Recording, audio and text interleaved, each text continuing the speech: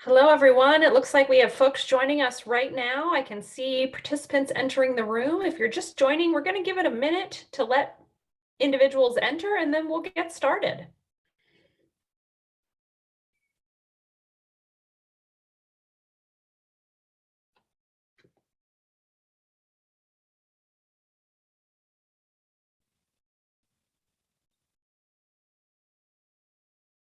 Hi, everyone. If you are just joining us, we're going to get started in just a second. I can still see participants entering the room, so we're just going to give them a minute to join us, and then we will get underway.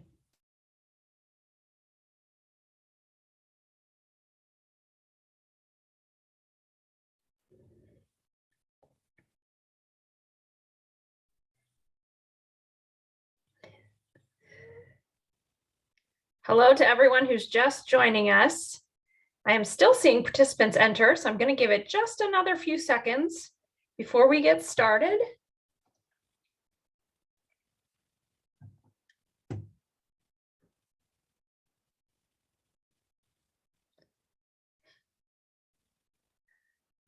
All right, hello to everybody who has said hello in the chat. Thanks so much to all who are joining us, and we still have folks coming into the room. If you're just joining us now, we're going to get underway in a second. We've got people joining us from all over.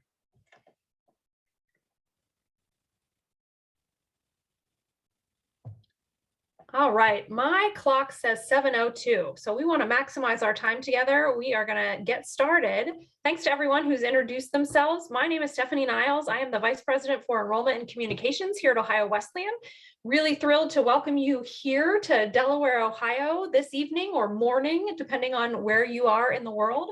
We're so glad that you could join us. We want to answer all of your questions this evening that you may have about sending your student, or if you are the student yourself, what questions you have about coming to OWU. We know that you are probably in a position right now where you have selected Ohio Wesleyan or you are narrowing down your choices. And we want to share as much as we can with you about the things that are on your mind. So I have three distinguished panelists with me tonight who have lots of OWU information to share. I'm going to ask each of them to briefly introduce themselves and just say a word about the area in which they work and how they would interact with you or with your student. And then I will open the floor for questions. While folks have been putting comments in the chat, what I'd like to ask you to do is use the Q&A function for your questions specifically. We will then address those questions. I'll select those questions to address to the panel here. I'd like to answer as many as we can. So even as introductions are starting, go ahead and put your questions in the chat and we will, or excuse me, in the Q&A, and we'll work on answering them. If you don't have questions, I do, from past workshops, which I know come up all the time. So I can address those, but I'd really much rather hear from you. So let me go ahead and get started. I'll ask Megan to go first, and then Doug, and then Laura, and then we'll turn things over to your questions. Megan, you want to kick us off? I would love to. Thank you so much, Stephanie, and distinguished panelists. That really makes my evening. So thank you so much. Good morning, good afternoon, good evening to everybody joining us. It is a pleasure to join you today and share a little bit more about Ohio Wesleyan. I will tell you from the very beginning, I am very biased. So I am an alum of Ohio Wesleyan from 2005, and I chose to come back and work there as my career. So if that says anything about the culture, the community, it really speaks to why I wanted to come back. I wear a few different hats on campus, and I'm going to talk mostly about my primary role as executive director of OWU Career Connection. I also oversee our entrepreneurial center called Delaware Entrepreneurial Center at Ohio Wesleyan. So happy to answer questions about entrepreneurship at Ohio Wesleyan as it's growing and engaging with the community. But I'm going to focus first on career. So we, about 4 to 5 years ago, decided how we were doing career and career development was good, but it could be so much better. And so we decided to kind of flip it around on its head and changed the model of how we do career. So instead of being pretty transactional, where a student approaches the office and says, I need help, Now we work with all of you students who are on the call, and for parents, we would work with your student as soon as they get on campus. And actually, oftentimes even beforehand, as we talk about how we can interact with them, we focus first on strengths. So we will not approach a conversation saying, so what do you want to be when you grow up? Instead, we're going to talk about what strengths do you bring to the table? What passions do you have? And sometimes students say, I don't know. I don't know what I want to do. And we love that. We can talk a little bit more about how we partner across campus and with our amazing faculty and advisors to help students work through those questions. But we start building this pathway from your first year all the way through your senior year, where we are helping our students first explore. So learn about what's even out there. And some of that includes going to a different office, off campus, and doing what we call externships. So these are often called shadowing, where you spend a day or two in the life of a role that you might be interested in. We work really, really closely with our alumni and actually have over 65 alumni partners who have already raised their hand and said, yes, no need to ask, just reach out to me. You can come set up a time to visit me, learn about what I do, or I'll help you connect and network with other folks. So we lean on our alumni a lot. We also help our students navigate the more traditional career services that you would find at other campuses. So resume, your cover letters, interviewing, landing internships. But we really focus on the things that take it to that next level. So that's everything from negotiating to navigating a whole change of career or change of interest. We also don't stop there. So we are really passionate about helping our alumni. And so as soon as you walk across the stage, you may get your diploma. I know that may feel like pretty far away, but you'll graduate. You are still a part of our family. And so we work with our young alumni and alumni who have been, in the workforce for 20, 30 years. So we are kind of always there as your teammate. We also help you take the great things that you're doing in and outside of the classroom and help you articulate how that makes you a standout candidate for an internship or a job. So your travel opportunities, your research, your extracurriculars, we're going to help you shape that into kind of creating your own personal brand. I can talk about outcomes. I can talk about how we do all these things, but I want to make sure that we have time for our other colleagues to talk and for questions. So happy to answer those questions and more, but pleasure to be with you tonight. Thank you. Hi, everybody. My name is Doug Coyle, and I'm our Associate Dean for Student Success. And I'm also very appreciative of the time that you're all spending with us. We're excited to talk about the work that we do and the ways that we help students. And I'm happy to talk a little bit about the area that I specifically work in. I've been with OWU for about 4 years now, but have worked in higher education and specifically within student life, as we call it, for over 30 years. I work in a division that we call Student Engagement and Success, and that area supports student life outside the classroom. So I see my role as kind of helping to make sure that students are getting care and support that they need. My specific area includes residential life, which is student housing, public safety, and we have a 24/7 public safety department located on campus on the residential side of campus, counseling services, an area that we call student integrity and community standards, and that's things like student conduct and bystander training, prevention education, that sort of work. And our health services area, we have a health center on campus with licensed physicians and nurses also on the residential side of campus. And I coordinate things. Students and parents hear from me about things like health insurance and that sort of thing. So the division that I work in also includes student involvement, Greek life, service learning, the chaplain's office on campus, multicultural student affairs, and a new area that we're excited about, our esports program. So I'm excited to talk about any of that you might want to hear more about, and happy to spend a few minutes with you today.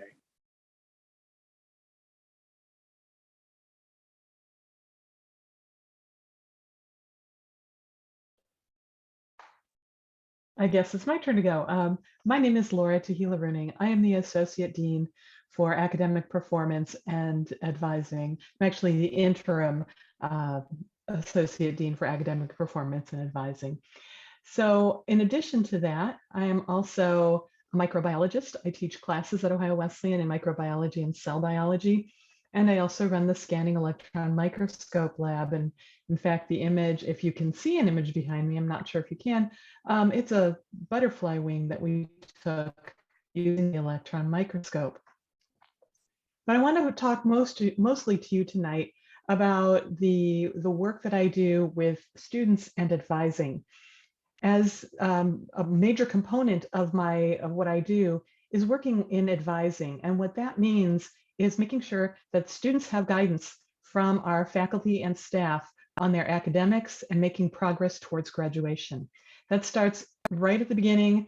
In summer, when our incoming students come in June, we meet virtually with each individual student, and a faculty registration guide works with each student individually to register for classes that will fit with those students' career goals individually and make progress towards graduation.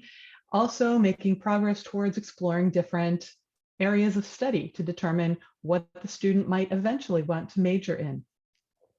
After registration in the summer, I and my staff work with our advisors and assign an academic advisor to each incoming student. That's an academic advisor that the students will meet when they're here on campus, even before classes begin. This is a person who students can use as a resource for information. They'll meet with their advisors if they're having trouble in classes. The advisor can maybe give some suggestions or direct them to appropriate resources so that they can be successful. Students meet twice a year at a minimum with their advisors to determine their schedules for the upcoming semester. So students always have guidance as far as what type of classes to take, what's going to help them, and even kind of mapping out what the next 3 or 4 years might look like so that a student can see, yes, this all can be done. It seems overwhelming at first, but it can be done. That's one of the biggest roles of academic advising. But I also mentioned we work with students to help guide them to the right resources so that if they are experiencing some difficulty in classes, we can get them to the right places, make those connections, help them to make the connections so that they can succeed in the classes. I also work with students if they are experiencing other types of difficulty in classes as a liaison between the students and the faculty, just so that we can make sure that students know that their concerns are always being heard. We take everything seriously, and we make sure that the students know that that we respect them and we value their opinions. So I think we'll turn it back to Stephanie then and hear if there are other questions. Very good. Thanks so much to all of you. Great introductions, and the questions are already coming in. Please do remember, put your questions in the Q&A so we can address them there. And Laura, let me ask you this first question. The question is about if a student has an IEP, who would somebody work with to address that student's needs and their IEP accommodations? Will that person be the same individual that they would reach out to if they're struggling during the school year? Do you want to start with that, Laura? Of course, thank you. So this is a great question because we want to make sure that students succeed, and we are here to meet students wherever they are so we can help them get to success. So as far as accommodations are concerned, we have an Office of Accessibility Services. There is a Director of Accessibility Services who works with students to figure out what kinds of accommodations they might need. If students have documentation that they're coming in with, that's extremely helpful because it helps to help set up what kind of accommodations, whether it's longer time for taking a test, maybe less distracting spaces for taking a test, if students need help with note taking, whatever those types of accommodations might be. the Office of Accessibility Services is very good at working with students to figure those out. And then that's communicated to each of the professors so that each professor knows what kinds of accommodations a student has. I think most of my colleagues function about the same way I do with those. When a student brings to me their accommodations, I like to sit down with them and go over those accommodations to make sure that we both understand what the student needs and to make sure that I am providing the appropriate kind of experience that the student needs to fulfill those accommodations. If a student is experiencing difficulty throughout the semester, if it's something to do with the accessibility of classes, they would go to the Director of Accessibility Services. But if it's trouble with a class as far as maybe they don't understand the material, maybe the grade they got on the last exam wasn't where they wanted it to be, the best place to go at that point is directly to the professor. The professors do care and the professors want to hear from students. Unfortunately, the students have to be the person, and not really unfortunately, but the students have to be the person to go and tell the professor, because the professor doesn't always know that a student needs trouble or needs help. If it's a low grade, we can usually tell and we might set up an appointment. But if there's some other kind of issue going on, we might not always know that. So we do depend on the students coming to us. I love it when students come to me and ask me questions. Sometimes we'll even set up recurring meetings throughout the semester to go over notes. This is a great way to proceed. But we have other options available on campus as well. We have the Sagan Academic Resource Center, where there is a writing center and a quantitative skills center, and people who can even help with suggestions and tips on how to take notes better, how to take notes more effectively, how to study more effectively, test taking skills. So we have quite a few different things available. Students just need to come to either their academic advisor or their professor and ask, and we can start working immediately with them. Thank you, Laura. That's very helpful. Let me just add one comment. We also have a program on campus called the Bishop Access Program. This is an opportunity for students who feel that they may need even more support than all the services Laura has already provided. We have roughly 40 students at Ohio Wesleyan enrolled in this program over all class years. Many students enter as first-year students, some continue each year, others have received the support they need after their first or second year and discontinue their participation, but it's very personalized. It is a fee-based program, so there is an extra cost per year for the student to participate in the program, but your admission counselor can give you more information and we can put you in touch with the right individuals if you want to explore that option further and determine if that's a program that you might want to explore as you get started on the right foot at Ohio Wesleyan. I'm going to turn the next question over to Doug. The question is that this individual is interested in hearing about the counseling services available on or near campus and how to go about connecting with a therapist. That's a great question, and I always appreciate those questions prior to students arriving, because oftentimes students will arrive, they're kind of getting to learn their way around campus, and then are interested in setting up an appointment with counseling services. And we always appreciate kind of getting on the front end of that and helping students know from the very beginning how they can do that. We do have a counseling services department. It reports to me. However, they are licensed mental health providers, and those sessions are in confidence. They are not telling me if they're meeting with a student unless a student signs a release. But they're located right in the middle of campus in the campus center, and they can schedule an appointment, by walking in or calling to set that up. We also do our best to give students plenty of options.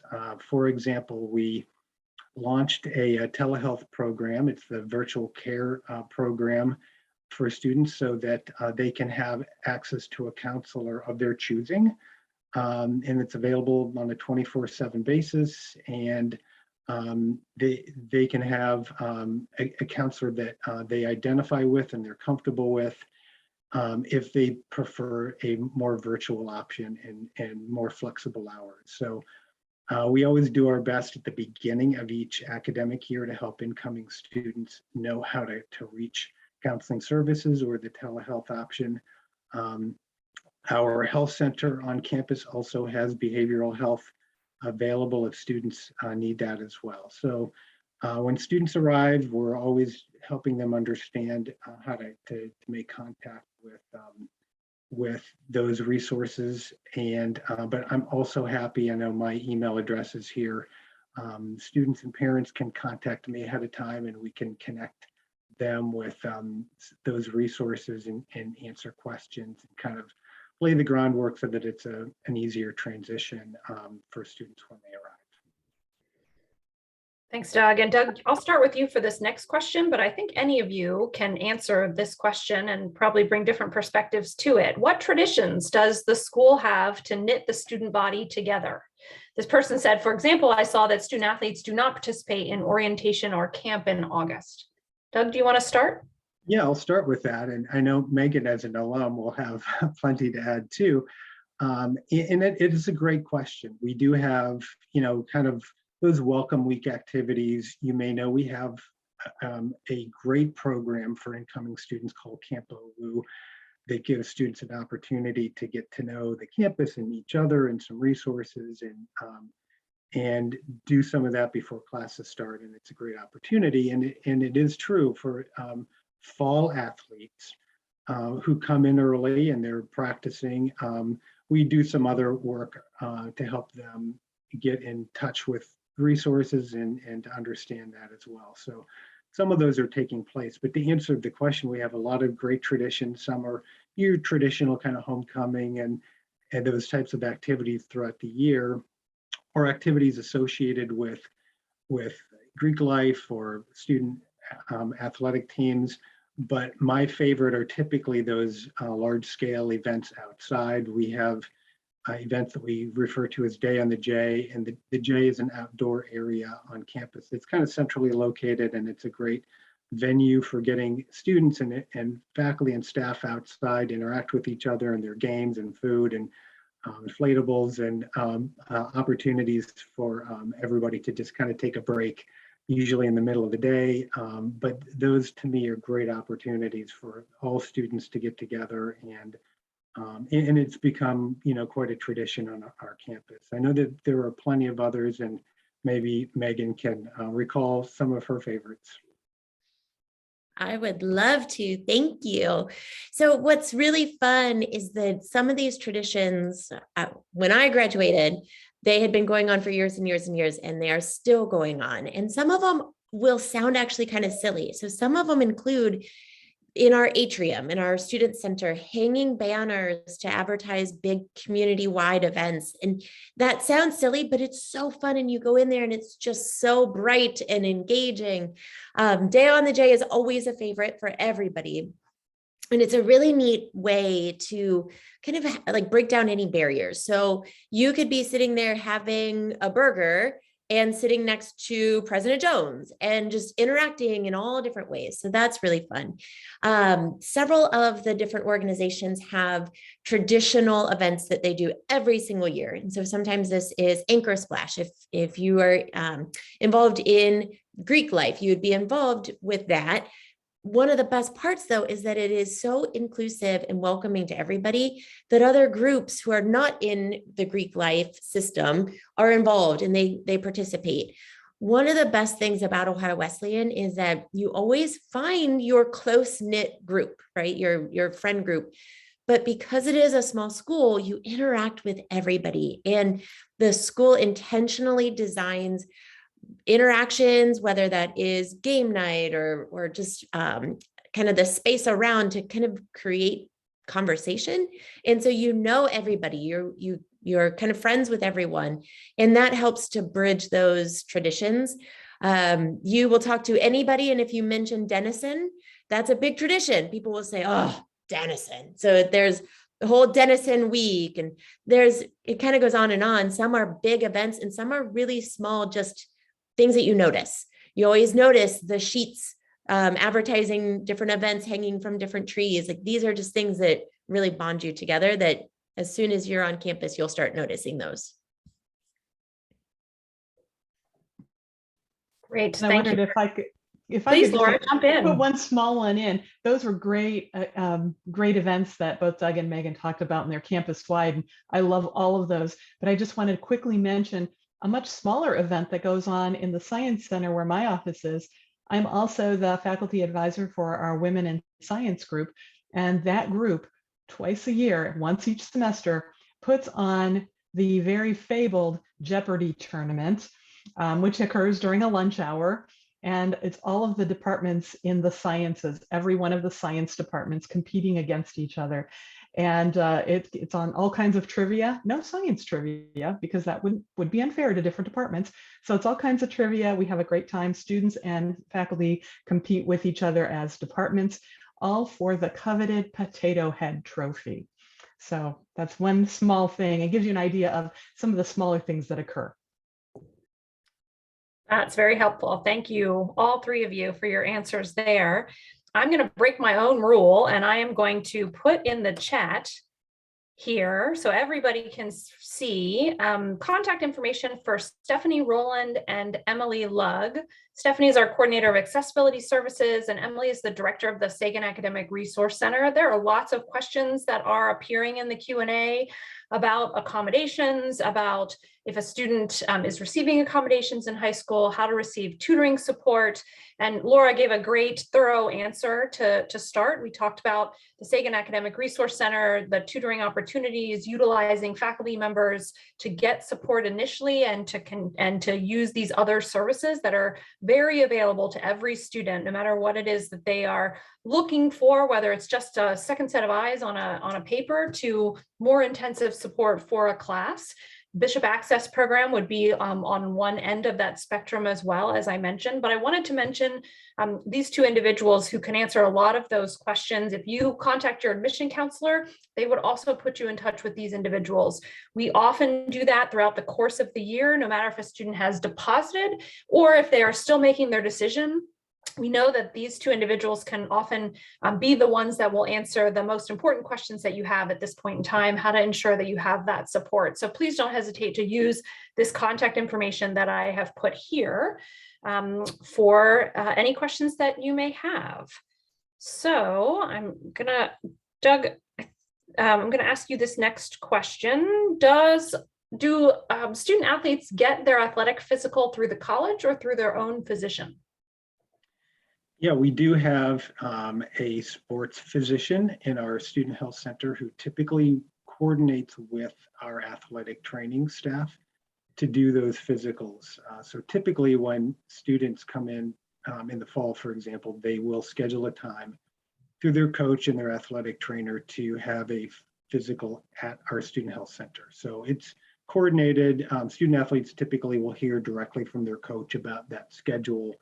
And it's typically done in our student health center on campus. Great, thank you, Doug. I am sorting through the questions. So this is one that Laura, you again covered this pretty thoroughly, but if there's anything that you want to add to it, or Doug or Megan, because you are also working with students, I'll give you a bit of the scenario that was outlined here. Talking about not wanting to be a helicopter parent, but wanting to ensure that their student has support, and how can they help their student not fall into a spiral of missing classes or assignments and then feeling bad for not completing them so they don't show up or they don't complete the next assignment. What kind of support is available to help prevent those sorts of things from happening? Yeah, that's a great question.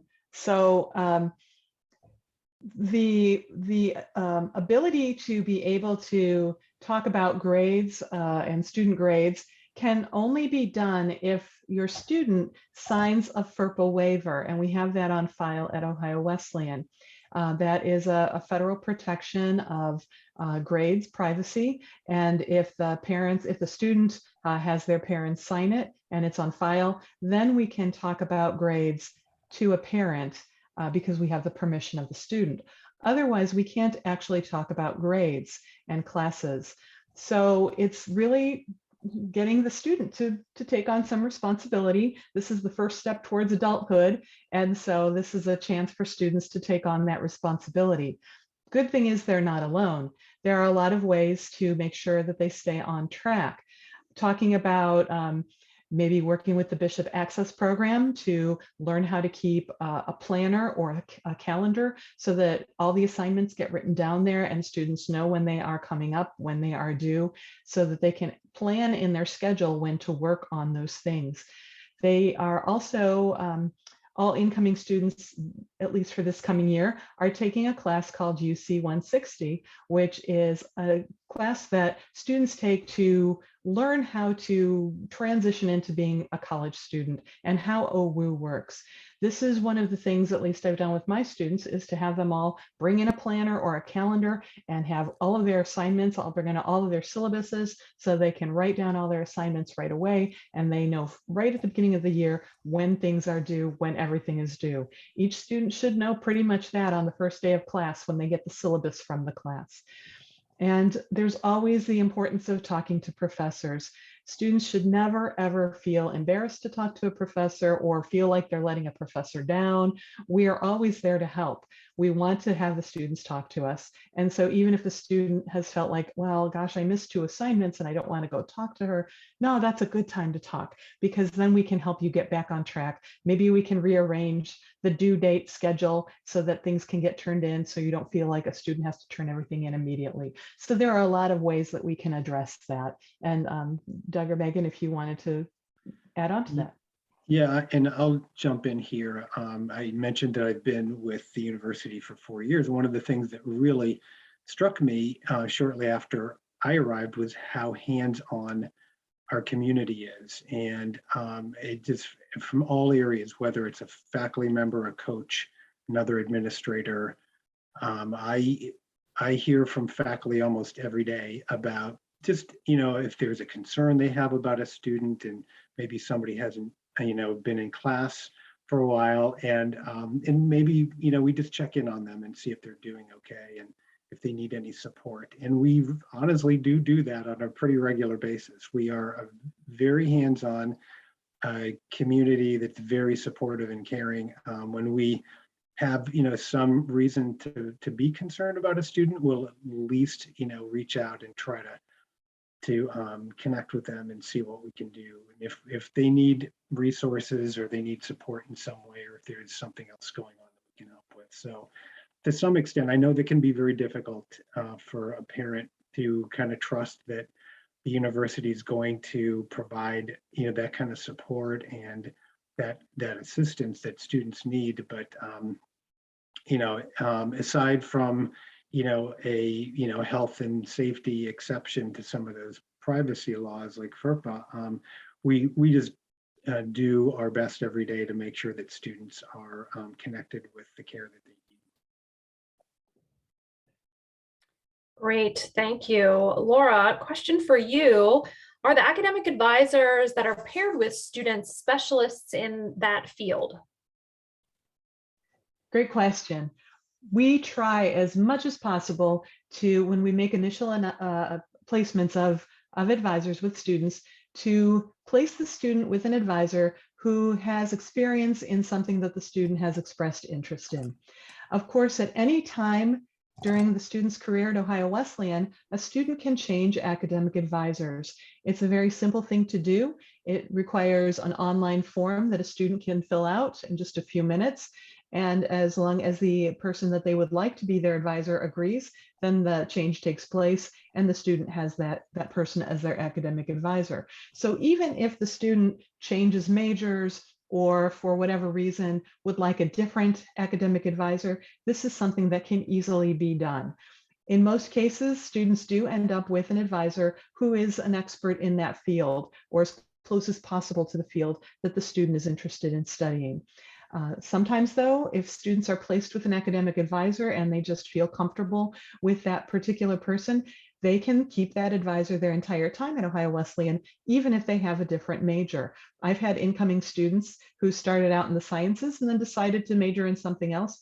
And just because we got along, they decided to stay with me, and they stayed their whole entire 4 years with me. And so I've learned to do a pretty good psych major and sociology major, as well as science majors. So yes, students can get experts in their field, or they can stay with any advisor they would like.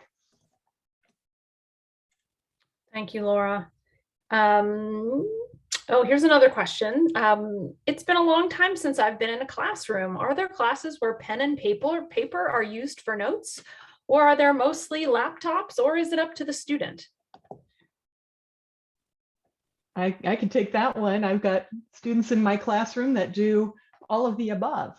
So pen and paper is used primarily. I think most students that I have in my classes use pen and paper, but I also have students who take notes on laptops or on tablets. So it really is up to the students. There have been quite a few studies done that show that a lot of times retention of knowledge is a little bit better if students take notes with pen and paper.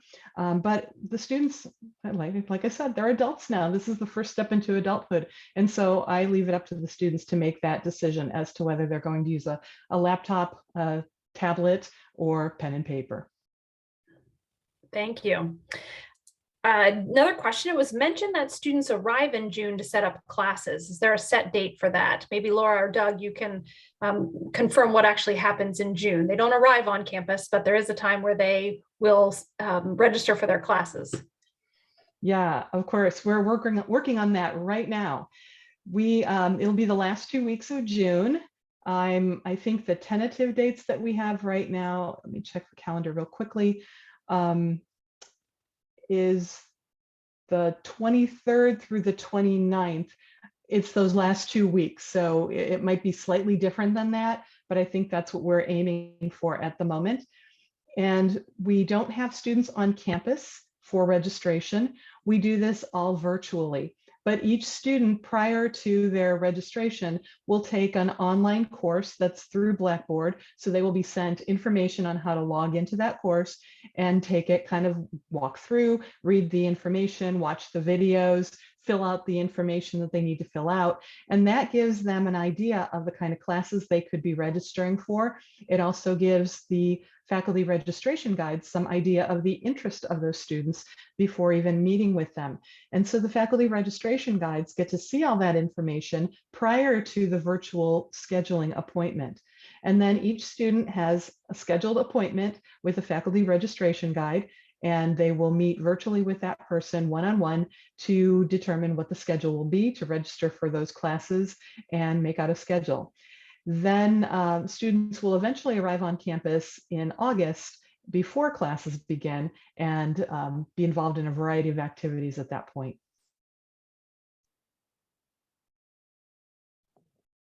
Thank you, Laura. The academic questions just keep coming. Next one is, are all classes taught by professors or are some taught by TAs? All classes are taught by professors. There are no TAs that teach actual classes.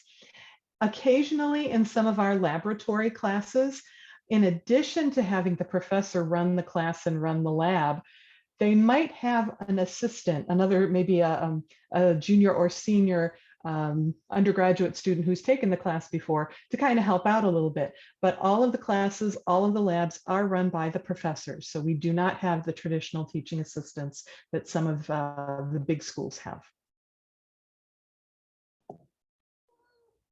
Very good. Doug, one for you. What's the process for roommate selection? Yeah, great question. Information goes out to students shortly, and we have a housing application deadline typically in June. Because we were just talking about orientation, and typically we wait until after that period of time. Although, it was a better resource for students, when it was in person, but it gives us an opportunity for students to be able to connect with each other and make some decisions about who they might want to live with. And orientation does give students that opportunity. So it's typically right at the end of June, early July, those housing assignments will go out to first-year students. Our first-year students all live in our newly renovated Smith Hall, which is it's a fantastic location for first-year students. It has so many features in it that are convenient, helpful for students, like our 24/7 dining operation, a fitness center, classroom spaces, and in kitchens and laundry facilities. So it's a convenient residential community for first-year students. But that information will be coming out. As I said, typically we wait until after orientation to ask students if they have a preference for who they would like to live with. And then we get that turned around fairly quickly, and students will hear back about their actual rooming assignments. And just so you know, the housing application is actually open now, but one does have to have paid their deposit and have their OWU email address, which is the very first thing that you do after you pay your deposit. So everybody who is listening who has paid an enrollment deposit has already received an email saying, congratulations, here's your next step. It's really important that you take that next step. And we have a list of students right now who paid their deposit, who haven't taken that step.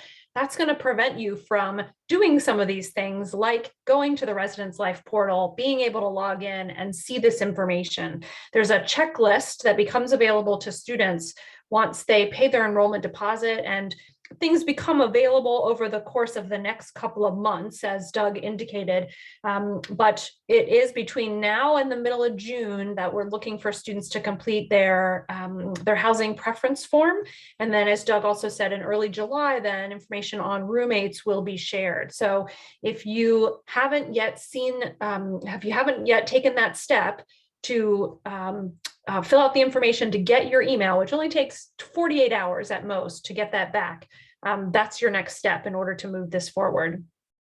Somebody asked about getting the chance to see a residence hall room. Looks like when this student visited, they were unable to see the residence halls. That had been the case for some time during COVID. We have more recently made that option available for students. Yes, if you are coming this Saturday or during one of our SLICE events, those events are April 9th and April 15th.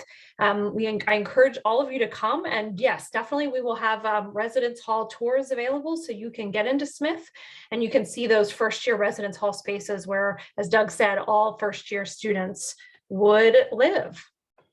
Doug, I'm going to ask you this question. It's a follow-up question to what the information you shared about counseling. Is there a limit to the number of sessions a student can have with the on-campus counselors or therapists?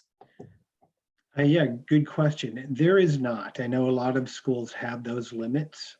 However, campus counseling centers are not designed to be long-term care facilities. So it really depends on the needs of the student. Some students will continue to meet with counselors on a regular basis for much of their time, and others may not need that. So it depends on the needs of the student.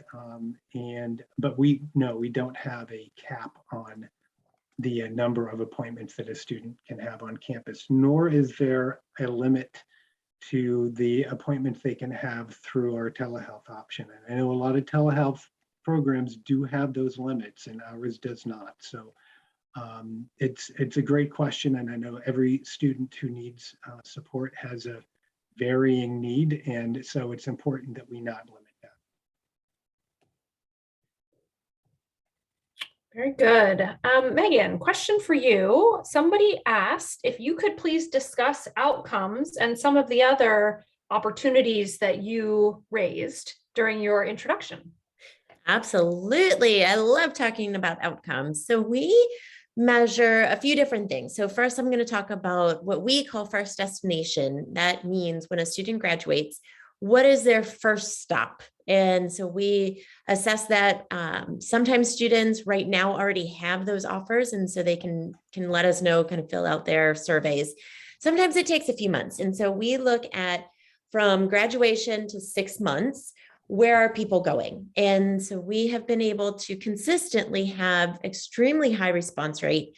And our average number or percentage of folks going into either a career of their choice, career field of their choice, and or a graduate school program of their choice, or intentional gap year is 97% of our graduates. And I bring up the career and graduate school of their choice because sometimes when you see outcome surveys, it is simply, did you get a job? And it may be a yes, but it might be something like maybe not their future career, but working in a restaurant as a server, which Obviously, there's a lot of value there too, but it doesn't quite fit into maybe their career of their choice. And so we have consistently been seeing right around 97% of our students, when we get that information and we see that somebody is still looking, that triggers our whole team for their next step is reaching out to that student, making sure that we're working with them so no one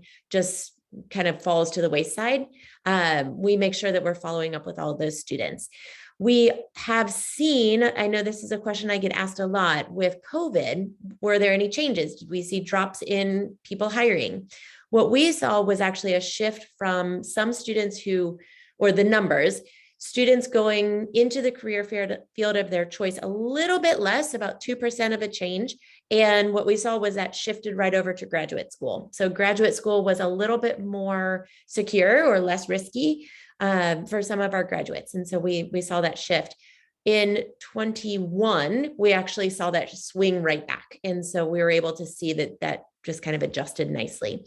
If you go to our website and type in outcomes or outcomes report, you'll actually see a breakdown of some of our top employers, some of our top graduate schools and programs. Then you also get to see a breakdown of where are people, or what industry are people working in, and what type of graduate programs are they working in. So you'll see a lot of PhDs, a healthy amount of JDs, of law degrees, and then also master's programs, and kind of pre-vet those areas. We have a really wide variety of industry, which is really exciting. If we saw just one area, we would get a little nervous. So we see variety from everything that you would imagine in the sciences, going into research, and then also business, marketing, all the way to social work and working at the zoo. So the whole gambit you will see there as well. Wanted to share too that we have international placements for internships. So we work with students to take part in internships all throughout the year. Sometimes these are project-based. So it is, you're going to get hired to do this project. Sometimes it is for the whole semester. Sometimes it's for a whole year. Some of these take place on campus. So it might be with campus partners, different departments. Sometimes it's off campus. Most often when students are thinking of internships, they're going to someplace to work. So we also help with expenses. So for example, there are times when a student is offered an internship and it's in, let's say, New York City. That's great, but cost of living in New York City is very high. And so if that barrier, the expense causes a gap, even if they are being paid, but their expenses are still going to outweigh what they're making, we, through very generous alumni donors, have grants that can help close that gap. And so that way we want to make sure that all students are able to take part in those experiences and that finances are not the limiting factor. So all types of internships, and students can start really truly in their first year. So what we see a lot of is our first year students will start with on-campus internships and then kind of grow as they get more confident and more comfortable. Even to the point in bringing in kind of that entrepreneurial side of things. Sometimes we have entrepreneurial students who have started their businesses and actually hire interns as well. So they are hiring their fellow classmates. So the whole spectrum of industry, location, and class year. Very good. Thank you, Megan. Really helpful. There are several questions in here about Greek life. Doug, I'm going to try and combine several of them. First of all, how important is Greek life at Ohio Wesleyan? How important is it to the culture? Can athletes participate in Greek life? That was another specific question.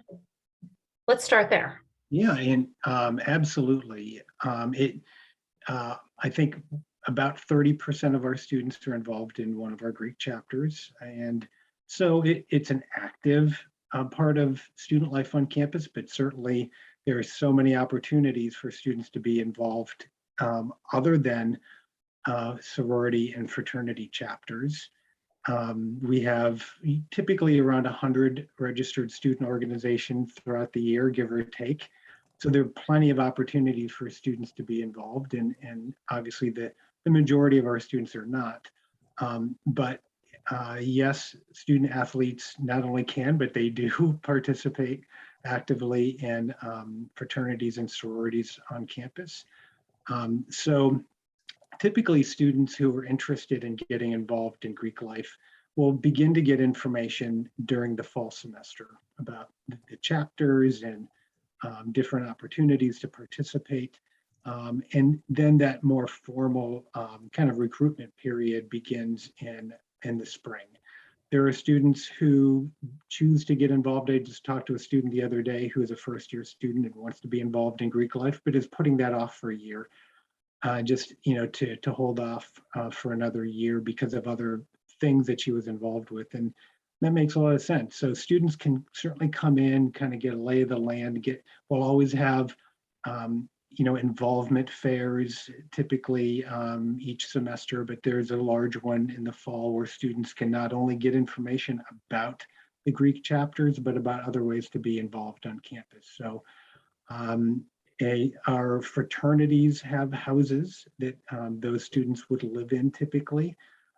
The sororities have houses that are non-residential, but do have opportunities to live in what we call the Panhel residential community if they're interested in living with other members of sorority chapters, and many of them do. So there's the residential side of that as well. So plenty of information available online, and when students arrive, there's no hurry to making those decisions. Plenty of opportunities to learn more about each chapter and what might be interesting to a student. But as I mentioned, yes, many of our student athletes choose to be part of a sorority or fraternity. And Doug, there was a question about student athletes and whether or not they live together. Can you talk about that? Yeah, yes and no. I mean, obviously, first-year students are living in the same residential community in Smith Hall. It is our largest residence hall, but gives us an opportunity to kind of spread out a little bit. Student athletes are not typically rooming together and right next to each other. It's certainly not something that is required. Many students choose to live with other student athletes. Many choose not to. So it depends on what the student is interested in and what they're comfortable with. We do tend to see many of the student athletes choosing to live together for different reasons, but not something that is required.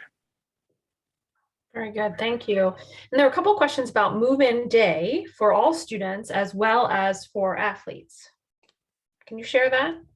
Yeah, I don't have the move-in date in front of me, but students will get information about the move-in date in August, and student athletes, if they are in a fall sport, typically move in earlier, and they get that information typically through their coach, and they're informed about when their move-in is, and it's typically earlier than other students so that they can come in and go through their orientation sessions and begin their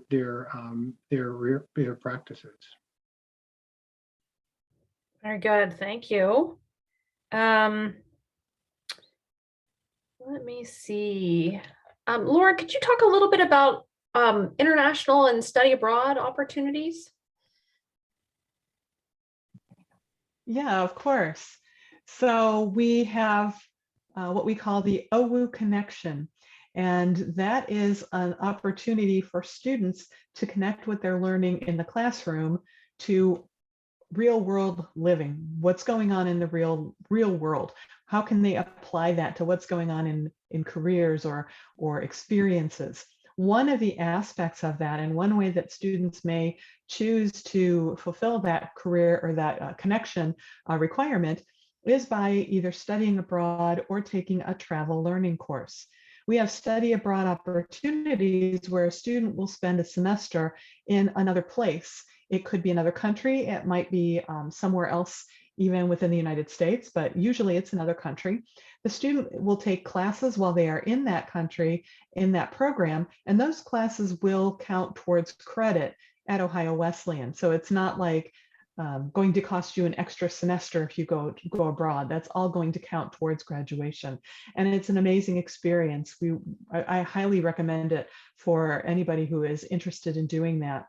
We also have the opportunity for something called travel learning courses. And we're so excited that we can finally offer those again this coming school year. They were kind of on hold while COVID was going on, and we weren't really quite sure how to best manage that. But I think we've learned how to manage traveling with COVID. And so as long as there aren't big outbreaks in various areas, we're going to go ahead and do those next year. So that gives the students an opportunity to take a class with a professor and study for 14, 15 weeks, a variety of topics related to that class, and then go on a trip with that professor to that country or to that location and spend 10 days, 2 weeks in that country, all as a class together with an expert that they just learned an entire semester's worth of information from, and really experience that particular topic in that location. We have those courses in all types of fields, from music to health and human kinetics, to zoology, environmental science, music, sociology, English, everything. So it's a great opportunity to do something like that. We really do like to have the students have some kind of additional experience. That's part of the OWU connection. So those are just some of the ways that the students could require or fulfill their OWU connection requirement, but it's not required to do that particular thing. It's just something we do recommend because it's such a great experience to be able to do something like that for a semester or for a class. Great. Thank you so much, Laura. Let me go back to move-in for just a second. Move-in is going to be August 18th. It's a Thursday. Typically, the schedule is students move in on Thursday, transition to get themselves set up. They have some time Friday on campus, or depending on their OWU, their Camp OWU option, they may leave pretty immediately. Camp OWU takes place over the weekend, and then students are all back on campus on Sunday. And for the next 2 days, Monday, Tuesday, there's additional activities that they do in preparation for the first day of classes, which will be the 24th of August. That calendar is actually posted on our website now. So you'll see the first day of classes. I know to back up a few days from that, and that Thursday prior to is when our students arrive. As Doug said, though, if you're a student or if you are an athlete, it will come from your coach. And those do vary a little bit depending on NCAA guidelines and regulations. So they'll be the ones to provide that specifically to you. Doug, can you talk a little bit about meal plans, best way to select a meal plan, and how do they work? Yeah, and you'll get information about the different meal plan options. All students who live on campus are required to have a meal plan, and that's important to know. So there are different levels based on the students' needs and their interests and their schedule. So it's best to kind of look through the different options. If you have questions, you can ask Residential Life. They're usually most aware of how these kind of function for students, and then you use your ID, like you do for many other purposes to access our dining facilities. We do have a 24-hour dining operation in Smith Hall, as I mentioned, which is really convenient for the first-year students. It's right there in the building. And that's one of our dining operations. We have another one in our campus center. It's called the Marketplace. So a lot of times you'll see students having dinner and breakfast, in the residential side, but having lunch, in the center of campus. But it's kind of best to when you get the information, give some thought to what's most helpful. As I mentioned, it's required to have a meal plan on campus. But then if for some reason a student needs to change their meal plan, they can do that as well. So that information is part of the housing portal, and students can choose a plan that works best for them. I'll answer a couple questions really quickly. Is marching band considered a fall sport for move-in orientation? Yes. And again, it would be if you are a participant in marching band and you've completed the form that they ask of you, they will begin to communicate with you about move in and when those students arrive, as they do have practices prior to the start of the traditional academic year. So that information would also come from them as well. Question about student athletes. For student athletes to live together, do they complete the same housing form? Doug can clarify this for me if this is not correct, but again, all students are living in Smith. So essentially all student athletes in their first year are living together. Students do have the opportunity to request a roommate, and they can do that on the housing form. I believe that students have to request each other in order to ensure that they live together. So if one student requests an individual, but that individual doesn't request the original student, they won't be assigned together. Doug, am I correct in all of that? Yeah, no, that's absolutely correct. And student athletes will select the way all other students do. That's correct. Very good. Can you talk about affinity housing? There are a couple questions about whether first years can live in affinity housing, and can you explain the application process for affinity housing and small living units? Yeah, great question. We have, as I mentioned, all students, first year students will live in Smith, but within Smith, we have what we call theme communities. So if students have an interest in living in a theme community, and they'll get that information with the housing selection process. Some of those examples might be leadership, service learning. We have a visual and performing arts community, women in STEM, and there's an honors community, and so on. So students can select to live in it's a community within Smith, which is terrific that students will have that option. Second year students have so many other options, including the Greek houses that I mentioned earlier. These small living units are what we call SLUs, and they have different themes as well. Citizens of the World, La Casa, and those could change from year to year depending on what students are interested in, and if they apply to create a community that students can live in. And they're typically small, like 12 student per house options. Some are a little bit larger. And then there are other houses like the Honors House, the House of Black Culture, and then traditional residence halls even for second year students. So those students have their, and seniors have the opportunity to live in our new apartment. So a lot of options as students get to know the campus more and get to know other students and start to make decisions about the next year. We recently have gone through the housing selection process for returning students. So all students will be getting information about that selection process. They'll have an opportunity to learn about those different communities that they might be interested in. Thanks, Doug. Laura, are classes managed through an online portal or spread out through a couple of online sources? Is a printed syllabus provided? Are textbooks in print or digital? Maybe you could address that whole online versus print issue. Yeah, great question. The good thing is we're all back in person for in-person classes. So we are not doing online classes during the academic year. That doesn't mean necessarily, though, that there won't be information online that students will need to access. Our learning management system that we use at Ohio Wesleyan is Blackboard.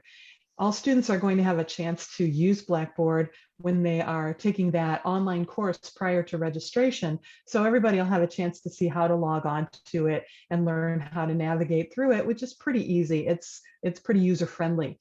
Students can then have the ability to access a lot of information in their individual classes on Blackboard. Different professors take different advantage of the features of Blackboard. So some people will have their gradebook on Blackboard, some people may not.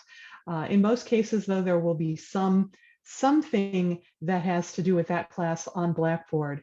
I use it quite a bit for assignments. I put my syllabus there, but I also like to have a printed syllabus. So I'm one of the people who hands out a printed syllabus as well as having one online. So when the printed syllabus gets misplaced, then there's still something to go back to. So that's a possibility. I would say many of the syllabuses for different classes are on Blackboard.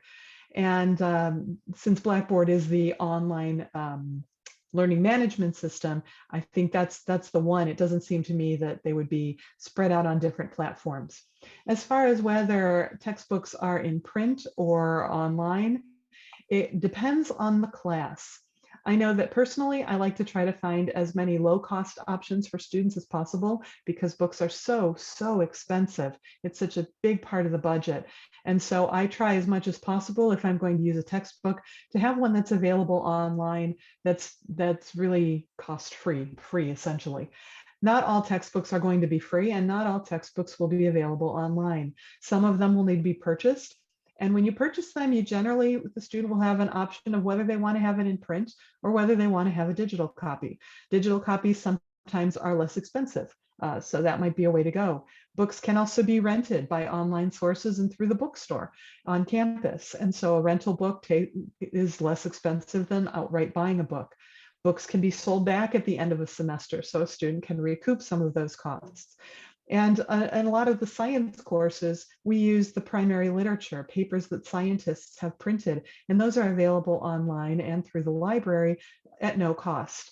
So that's a way that we use those kinds of resources, not just because they don't cost anything, but because they actually have scientists communicate information. And so we start working with the students in those right away, in the first year courses. So the answer is kind of varied. We do have this one online learning management system that different professors will use to different degrees. And as far as how the books are, well, again, that will vary from class to class. And some of them will be digital, online. Some of them will be in print. Great, thank you. This question is about, would it be recommended to take an online summer session course to get a head start in my credits? So I can answer it from is it an option to take an online course? And the answer is yes. Actually, sitting in my email inbox is an email that I need to approve to send out to all admitted and deposited students. You have to be a deposited student in order to take a summer session class at Ohio Wesleyan this coming summer, but that option is available for all students. And so that will go out to students on Thursday. There will be several weeks during which time you can consider your options. And students will have to sign up by May 2nd. The courses do start May 16th, I believe is the date.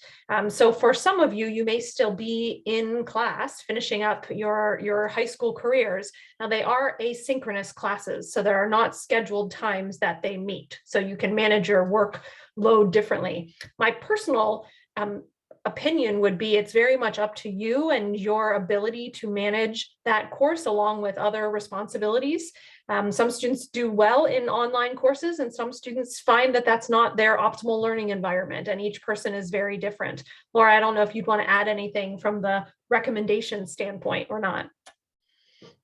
I think you covered that very well, Stephanie. It really is going to depend on how your schedule is working right now when you get done with high school classes, because as Stephanie mentioned, they do start mid-May. They are asynchronous and online, so it's a little different than our regular during the academic year classes. In the academic year, all of our classes are in person, but in summer, they're all online. So it's a little bit different. It allows our students to pursue some of those connection experiences where they might be in a different country or a different place, and they could still take a summer class at Ohio Wesleyan. So that's why we do it that way. But it's also an opportunity for you as incoming students to take a class. If you think you've got the time for it, if you want to try a class, if you want to try it asynchronously online, you probably have had some experience with something like that in the past. This is a chance to give it a try. Get a credit before you even start your college career on campus. If you think, I just need a little bit of a break before I start really in the fall, that's all okay too. So ask yourself what you have planned for the summer and how much time you would have to spend on that. Great. Thank you. Doug, this should be a quick question. If a student chooses to take advantage of counseling services, mental health, not academic, is there an additional cost? No, there's not an additional cost for counseling sessions. Was that the question? Yes. Yeah, no, there is no cost for counseling sessions, and there is no cost for students to have a visit at our health center on campus either. It would only be if there are additional tests needed or they're referred to someone outside. So we try to make that as easy and simple for students as possible. Very good. I'm looking through, I know our sessions normally end after an hour. We have so many good questions out there and so many that are still coming in. We will end by 8:30 Eastern time at the latest. I know some of our panelists may have to jump off, but so I'm trying to get through as many questions as I can as quickly as possible. Doug, can you talk about multicultural organizations, support, and events that are available to students? Yeah, great question. And there are so many to take advantage of. We do have an office for multicultural student affairs. It's in our campus center, and Jason Timpson is the director. He's got a lot of energy, and we do a lot of programming throughout the year, all the time. They have an extensive programming calendar with events, and there's a lot of energy around that program, which is terrific. They have a lot of good space in our building for those programs as well. In addition, as I mentioned, we have over 100 student organizations, and they do vary from year to year. We have some that focus on faith or culture that have been in place for many years. Some that students, create on their own. Some of the residential communities that I mentioned, we have a House of Black Culture. We have a small living unit called La Casa for students interested in Latinx culture. And those are really for any student.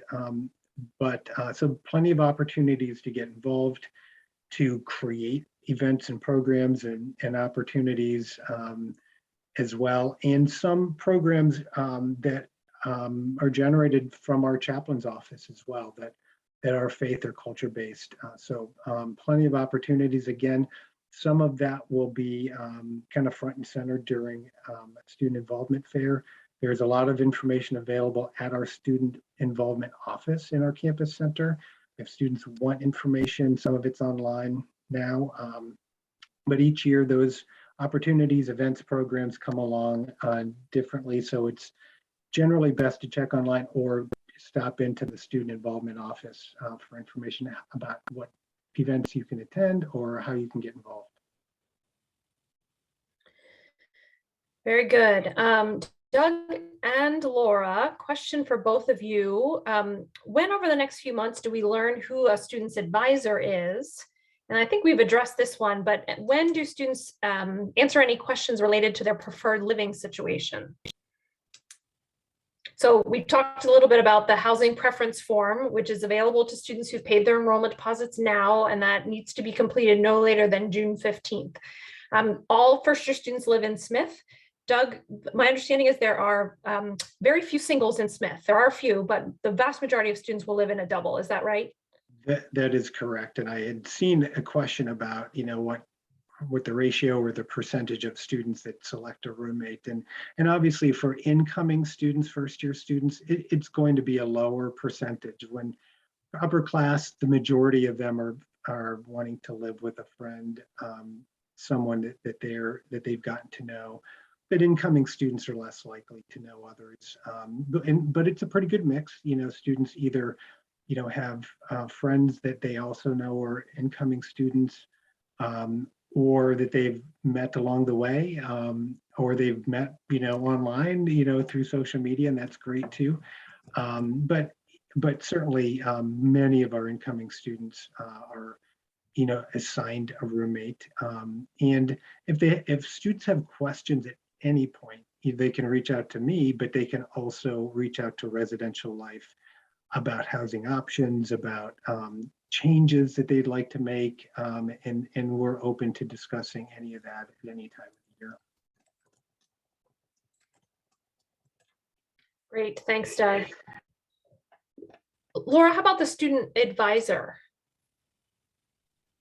So as I mentioned a little earlier, students will be paired with a faculty registration guide at registration in June. That isn't necessarily going to be their academic advisor.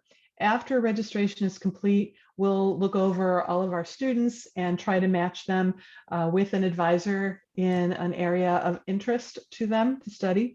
And that's going to take most of July to do. we will notify students of their academic advisor in early August. So before coming to campus, students will know who their academic advisor is. Prior to that time, during July, if students have questions about scheduling or anything academic, they can contact the advising office at advising@owu.edu, and we can answer that. Most of the faculty registration guides are also willing to share contact information. So if you did work with a particular person during registration and you'd like to ask them a few questions during July, feel free to reach out to them as well.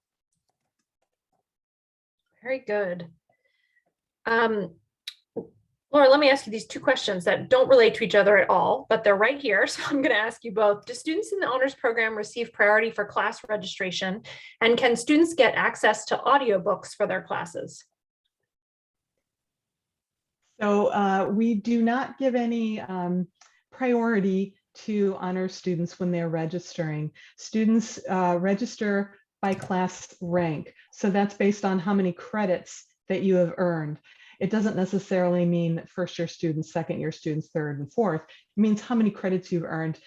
So some of our first year students, incoming students, come in with so much early college credit that they could be considered a sophomore by their second semester here. They would register them with the sophomores.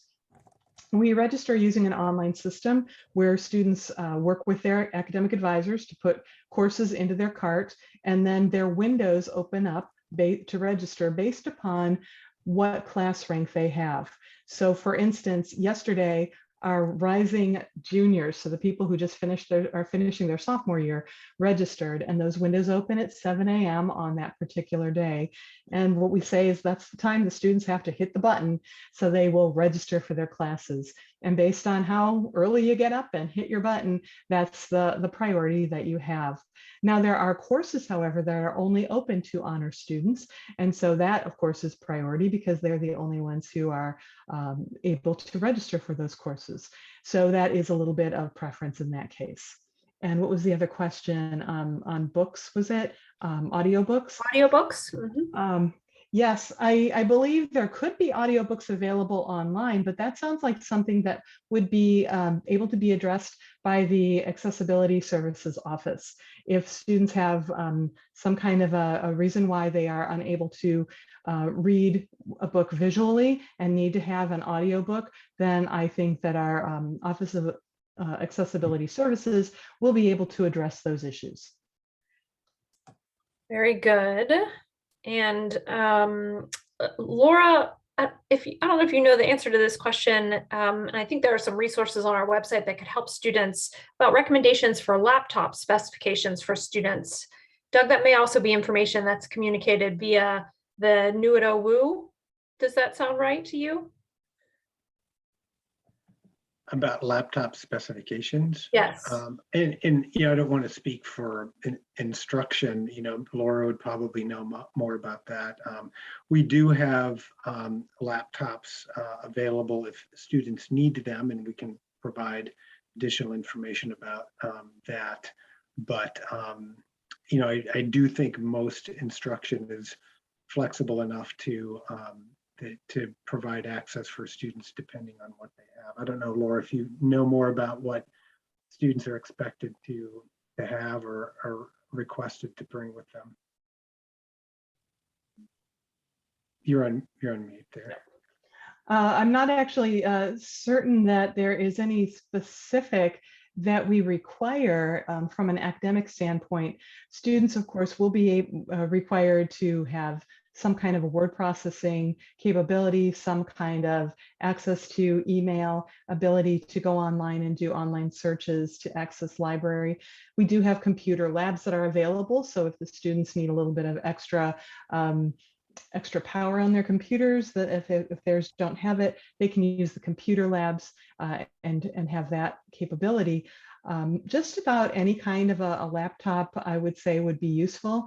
I have students who use a variety of things, including Macs, including PCs. So there's not like one standard that we require or that we even suggest. They can do the job. So whatever the student is most comfortable using, I think is something that would be recommended. Every Wednesday, starting 2 weeks ago, so I think this week is maybe our third or fourth week that we'll be sending a piece called New at OWU.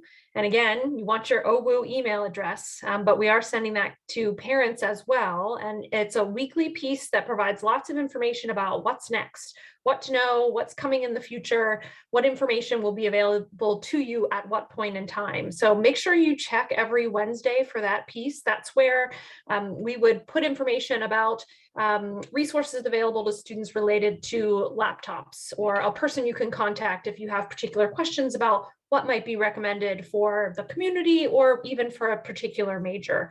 So that's a great resource because it will not only give you information, but it will provide you with contact information for people on campus who can answer your very specific questions that you may have.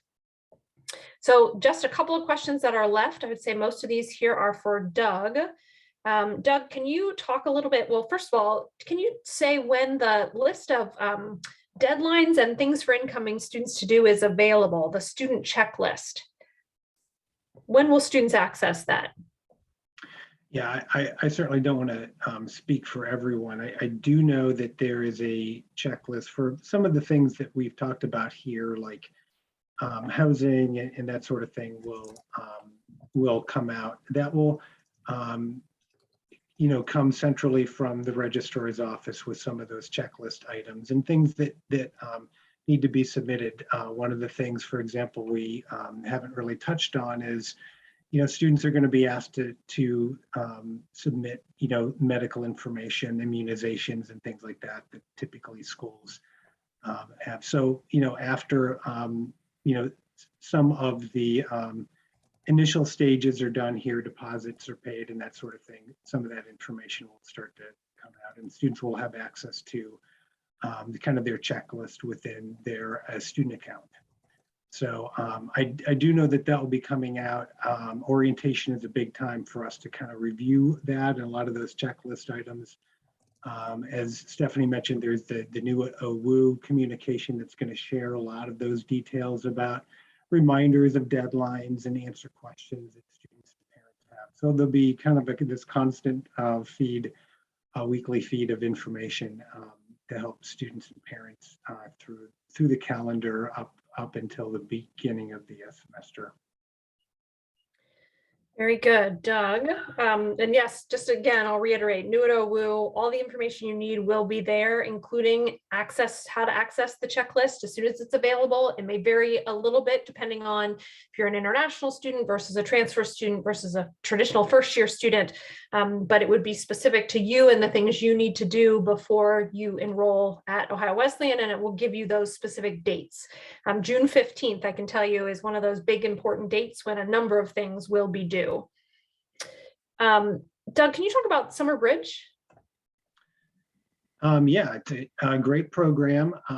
It's an opportunity for students to experience a little bit of college life ahead of time and come in early. Typically, it's around the end of June, and there'll be some more information available about that. I think I just saw something posted this week for students and parents who are interested in that bridge program to give students an opportunity to, get to know the campus a little bit, actually do some work that is credit bearing and give students a kind of an introduction to campus. So more information will be coming out about that for anyone interested. As I mentioned, it's typically the final week of July, and just gives students an opportunity to get in early and connect with resources and learn more about college life.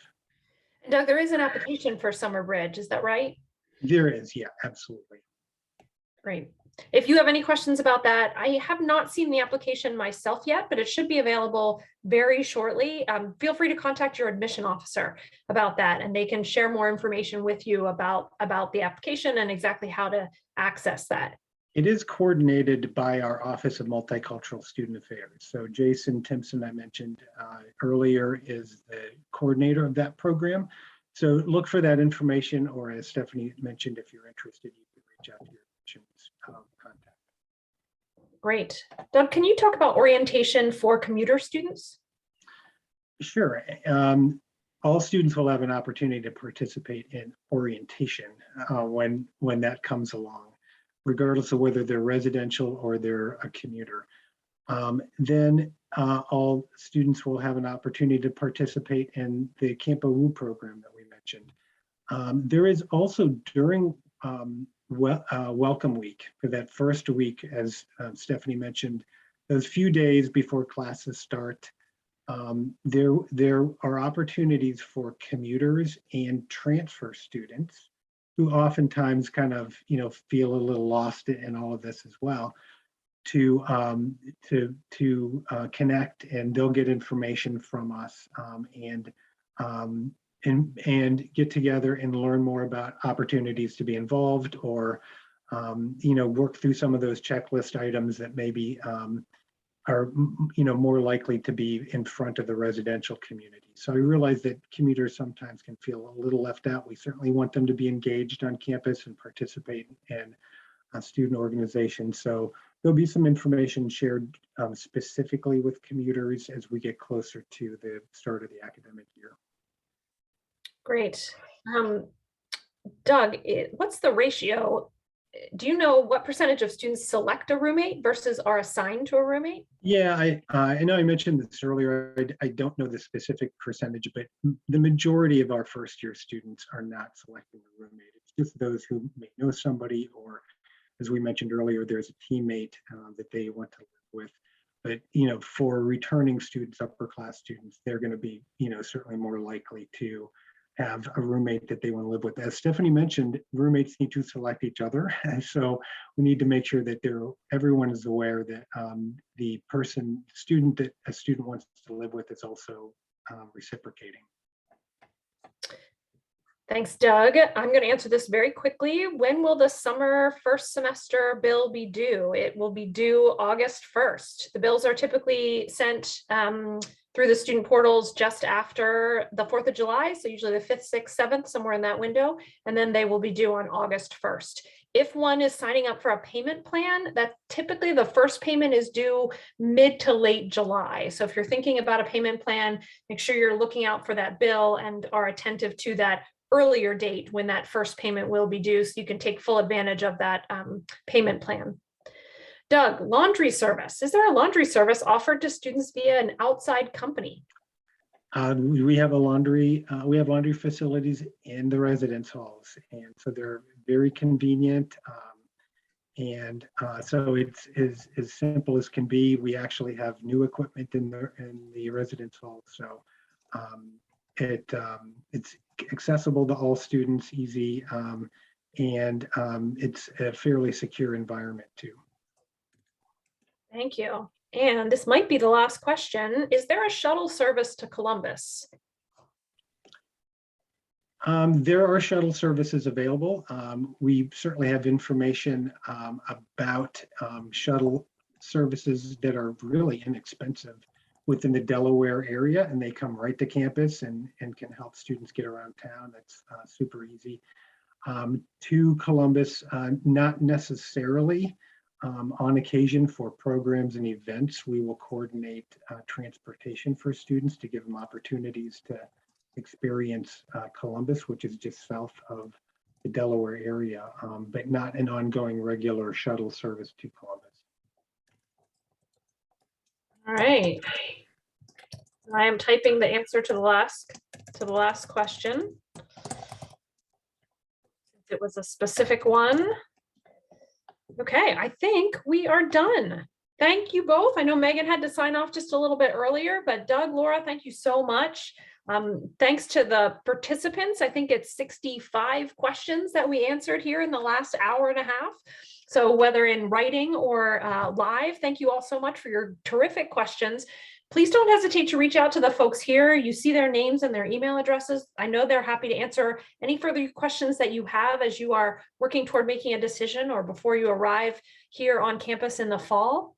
Don't hesitate to reach out to your admission counselor if you have any questions. They can also point you in the right direction toward the person or persons on campus who can assist you. And again, keep your eyes out for New at OWU on Wednesdays, if you've paid your enrollment deposit, you will start receiving that as soon as that occurs. That will be really helpful information to pay attention to each and every week. And it should just be coming one time a week. So you have one thing to look out for and look forward to each week. Thank you so much, everyone. Thanks again to panelists. Everyone have a good night. Thank you. Bye-bye. Night.